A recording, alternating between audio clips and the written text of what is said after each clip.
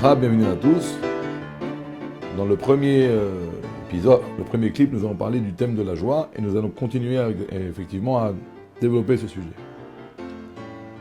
L'Admour Hazaken dans le Tanya, le premier livre de la Chassidut Chabad, dans le Pérec 26, ramène un exemple.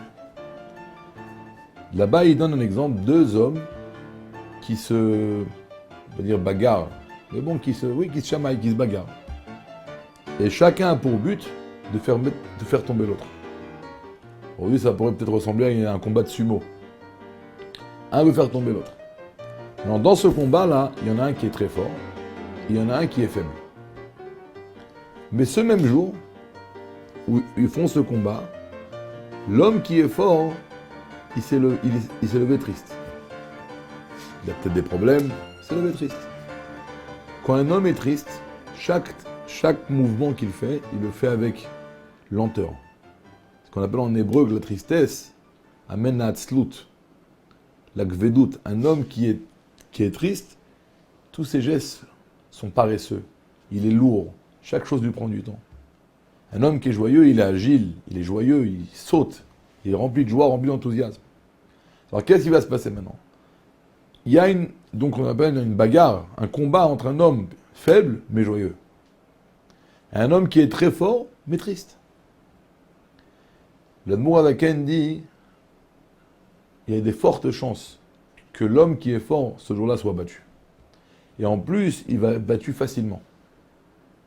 Parce que comme il est lourd, l'homme qui est faible, mais comme il est joyeux, il est rempli d'enthousiasme et d'agilité, il va vite le mettre au sol. Après que l'Admour Hazaken termine cet exemple, il dit exactement, c'est le combat entre l'âme divine et l'âme animale. Bien sûr, il faut rappeler que l'Admour Hazaken, dans le Tanya, fait un grand chidouche, ramène une grande nouveauté dans le monde de la Torah. Un juif n'a pas introduit une âme qui a deux mouvements, que parfois va vers le mal et parfois vers le bien. C'est deux âmes. Nous avons introduit une double personnalité. Nous avons une âme animale et une âme divine. Ça correspond au combat entre Yaakov et Esav. Et donc, c'est pour ça que également l'Admour Hazaken, dans le même livre, le Tanya, le Pérec 9, dit que le corps ressemble à une ville et l'âme divine, l'âme animale, ressemble à deux rois. Et chacun d'entre eux a une ambition, conquérir la ville. Qui est-ce qui gagne? Celui qui joue le mieux, le meilleur combattant. Maintenant, pour pouvoir battre le Yetzer Hara, pour pouvoir conquérir la ville, et donc pas laisser l'autre côté, l'âme animale, conquérir cette ville, que ce soit l'âme divine qui prend la domination du corps, alors il y a une règle générale, ça ne peut pas se faire sans joie. L'âme divine, elle est beaucoup plus forte que l'âme animale. Pourquoi?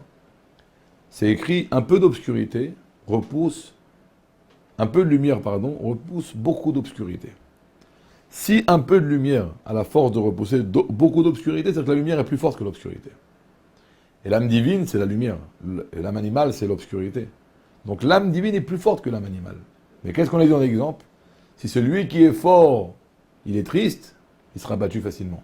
Bien que l'autre est plus faible que lui. Pareil l'Admour Hazaken dit. Un homme qui est triste, le Yetzer Hara, le mauvais penchant, a toutes les chances de le gagner. Un homme qui se lève le matin triste, il est lent, il est paresseux. Le Yetzer Hara, en deux mouvements, il peut le faire tomber. Donc la première chose, le premier principe fondamental, la condition sine qua non pour pouvoir gagner ce combat, d'abord c'est la joie.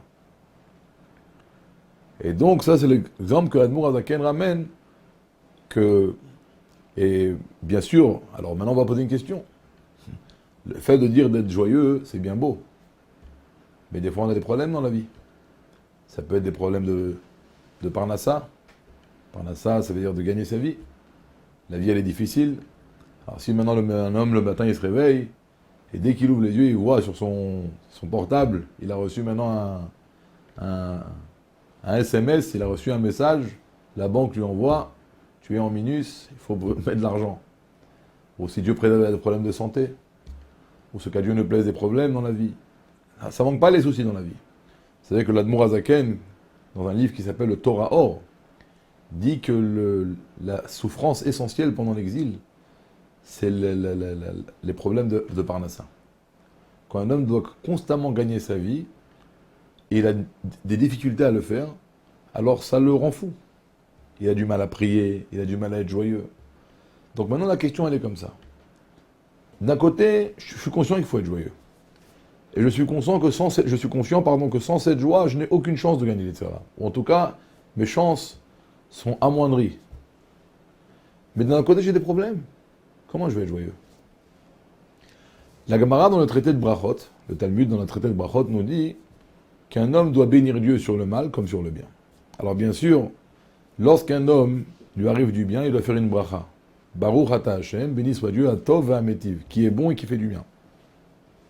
Alors que lorsqu'un homme entend une mauvaise nouvelle, là il doit dire béni soit Dieu, dayan ha'emet, qui est le juge de la vérité.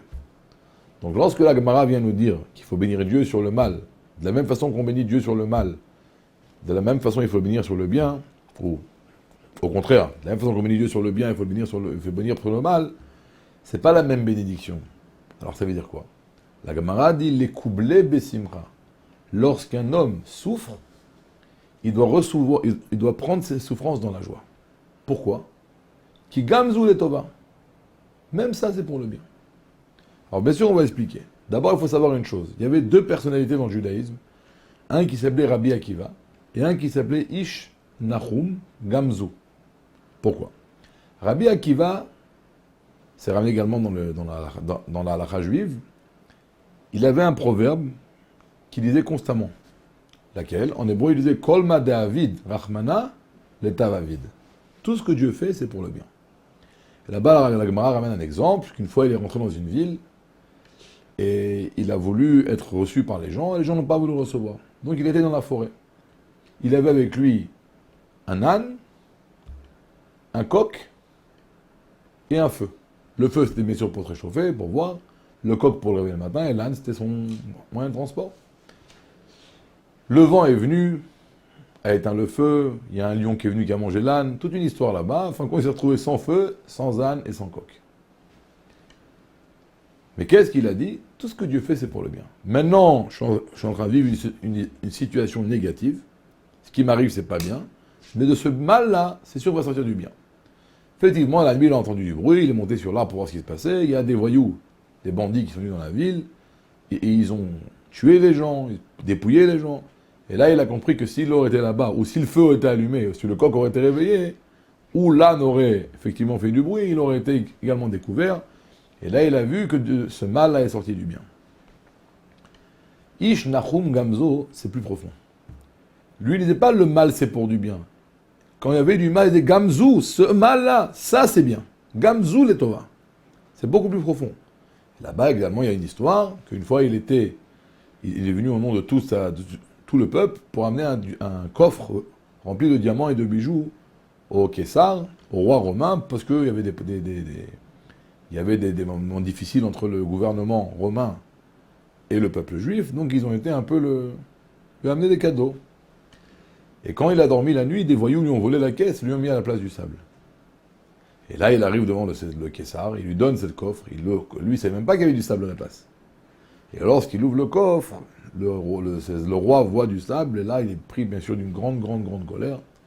Il le jette dans la prison, et de même, bien sûr, il va le tuer. Quelle était la réaction immédiate de Gamzu, Ish Nahum, Gamzu le Tova? C'est pas pour du bien, ça, c'est du bien. Dieu a envoyé Eliyahu Hanavi, en forme d'homme, comme le conseiller du roi, et a dit au roi, tu sais, Avraham Avinu, il avait un sable spécial. Lorsqu'il jetait, ça se transformait en flèche. Et c'est comme ça qu'il a gagné tous ses ennemis. Peut-être que ce sable-là, c'est le sable d'Avraham Avinu. Là, le roi a dit, ah bon, fais voir. Il a pris le sable, il l'a jeté en l'air, et effectivement, ça se transforme. Il y a eu un miracle, transformé en flèche. Et là, bien sûr, il a libéré Ish Nahum, il a embrassé, il a donné de l'argent, encore plus d'argent. Ça veut dire quoi? Il a vu dans le sable Gamzu le Tova. Gamzu le Tova. C'est pas pour du mal, c'est pas pour du bien, ça c'est bien. Le sable même, c'est devenu du bien. Pourquoi? Avec cette émouna là, qu'il a eu l'émouna que En Ra Yored Milemala, qui ne peut pas avoir du mal qui descend d'en haut. Parce que chaque situation qu'on vit dans notre vie, c'est une situation qui est créée par Dieu à cet instant. Et Dieu, qui est la bonté par excellence, ne peut pas créer une situation négative. Donc nous, à nos yeux, c'est négatif. Mais si on a la émouna profonde, la conviction profonde que Gamzoul est Tova, pas c'est pour du bien, ça même c'est du bien. Parce qu'il ne peut pas avoir du mal qui vient de Dieu. Dieu, c'est la bonté par excellence. Atov et Amétiv. Teva Atov, la nature d'un homme bon, c'est faire du bien. Dieu ne fait que du bien. Et même avec cette émouna-là, on transforme ce mal en bien. Se dévoile comment, c'est pas, en vérité, c'est pas on transforme le mal en bien. On dévoile comment ce bien, ce mal en vérité, c'est un mal dévoilé, mais qui est à l'intérieur caché une grande, grande bonté. Et en vérité, la bonté qu'il y a qui est cachée dans du mal, c'est une bonté qui est beaucoup plus profonde et beaucoup plus forte qu'une bonté dévoilée. C'est pour ça, qu'est-ce que le roi David dit dans les Téhilim? Ashrei Hagever, heureux l'homme, Asher Teyasreno Hachem, que Dieu le fait souffrir, que Dieu l'éprouve. Il ne faut pas dire souffrir. Mais comment c'est écrit Dieu dans le Passouk? Pas Yud-Ke Vav-Ke, Asher Teyasrena Yud-Ke. Le nom de Dieu est composé de 4 lettres. Yud, Ke, Vav, Ke. Maintenant, Yud-Ke, on dit que ça va sur les mondes cachés de Dieu. Ce qu'on appelle en hébreu les Almadit Kassia. Vav-Ke, c'est les mondes dévoilés de Dieu. La lumière de Dieu, la présence divine, l'intensité divine est beaucoup plus forte dans les mondes cachés que dans les mondes dévoilés. Les mondes cachés, c'est les mondes spirituels où là-bas la divinité est complètement dévoilée. D'où viennent les souffrances? D'où viennent les épreuves? Ashrei Hagever, heureux l'homme, Asher Teyasreno. Qui est-ce qui l'éprouve? Yudke. Ça aurait été une épreuve, ça vient d'un niveau beaucoup plus élevé de Dieu. Quand tout va bien, alors à ce moment-là, je suis branché à Vavke. Quand j'ai des problèmes dans ma vie, c'est que maintenant, Dieu, je suis plus branché au système de Vavke, je suis branché au système de Yudke. Et quand un juif, il a une souffrance, il a une petite épreuve, et il sait qu'en réalité, l'épreuve qu'il voit, cette souffrance, c'est seulement à ses yeux de chair et de sang.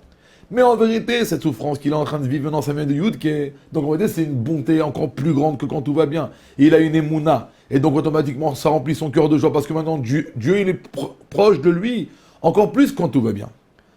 Parce que maintenant, quand ça va mal, je suis attaché à un niveau de Dieu qui est beaucoup plus fort que quand tout va bien. Donc maintenant, je suis pris d'un sentiment de joie parce que je suis conscient que maintenant Dieu il est proche de moi encore plus qu'avant. Cette joie-là dévoile le bien caché et le mal se transforme en bien. Gamzoul et Tova. Bien sûr, c'est des mots qui sont faciles à dire. C'est dur à accomplir. Mais un juif, s'il travaille sur lui-même, il peut y arriver. Et donc, en vérité, si à chaque fois qu'on a une petite épreuve dans la vie, ce qu'à Dieu ne plaise, Chas v'Shalom, Ken, problème dans la parnassa, problème dans la bruit, peu importe. Mais à ce moment-là, on va faire un travail sur nous-mêmes. Cette situation que je suis en train de dire, elle vient de Dieu. D'où elle vient de Yudke. C'est encore plus fort que Vavke. Donc maintenant, Dieu il est proche de moi encore plus qu'avant. Et donc, je suis joyeux que Dieu est avec moi. Et je suis sûr que Gamzoul et Tova, automatiquement, ça se transforme en bien. Le sable devient des flèches. Se dévoile le bien excellent, intense, qui se cache derrière ce mal. Et donc, c'est pour ça l'importance d'être joyeux. Et en vérité, même dans les moments difficiles, on a toujours la possibilité de réfléchir, de réflexionner. Et c'est sûr, c'est évident qu'on doit faire un travail sur nous-mêmes. Vous savez, on dit que lorsqu'un homme est éprouvé, alors en vérité, quand il surmonte cette épreuve-là, ça l'élève. C'est pour ça que le roi David dans les Téhilim, dans les psaumes, il dit « Natata li'irecha nes » tu as donné à ceux qui te craignent une épreuve, l'hypnoses. Alors là-bas, le sens simple du passouk, c'est Dieu, tu as donné des épreuves à ceux qui te craignent pour les éprouver. Mais vous savez que le mot nes, c'est également du mot s'élever. De par le fait qu'un homme ait une épreuve. Et il surmonte cette épreuve, comme on l'a dit auparavant. Alors après, l'épreuve, c'est un autre homme. Et donc, l'importance de savoir que quelle que soit la situation, on a toujours la possibilité de réflexionner et de remplir notre cœur d'un sentiment de joie.